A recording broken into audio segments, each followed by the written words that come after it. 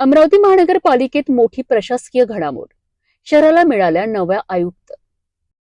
भारतीय प्रशासकीय सेवा अधिकारी वर्षा लढ्ढा यांनी अधिकृतरित्या पदभार स्वीकारत अमरावतीच्या विकासाला नवी दिशा देण्याचा निर्धार व्यक्त केलाय. अमरावती महानगरपालिकेच्या मुख्य कार्यालयात रविवार 5 एप्रिल रोजी पदग्रहण सोहळ्याचे आयोजन करण्यात आले. या सोहळ्यात नव्या आयुक्त म्हणून वर्षा लढ्ढा यांनी पदभार स्वीकारलाय, तर माजी आयुक्त सौम्या शर्मा चांडक यांनी त्यांच्याकडे अधिकृत कार्यभार सोपवलाय.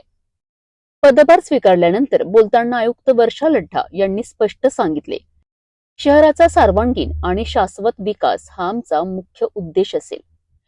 सुरू असलेले सर्व प्रकल्प अधिक गतीने पूर्ण करण्यावर भर दिला जाईल.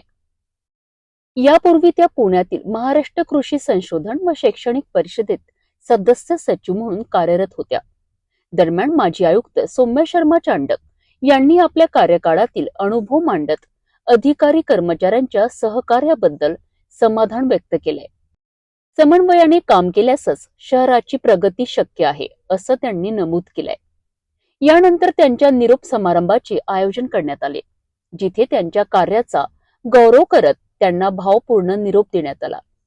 या कार्यक्रमाला अनेक वरिष्ठ अधिकारी व कर्मचारी उपस्थित होते. नव्या आयुक्तांच्या रूपाने अमरावतीला मिळालं नवं नेतृत्व. आता शहराच्या विकासाला किती वेग येतो याकडे सर्वांचे लक्ष लागले आहे. नवीन दिशा, नवीन निर्णय आणि विकासाची नवी गती हीच अपेक्षा अमरावतीकरांची आहे.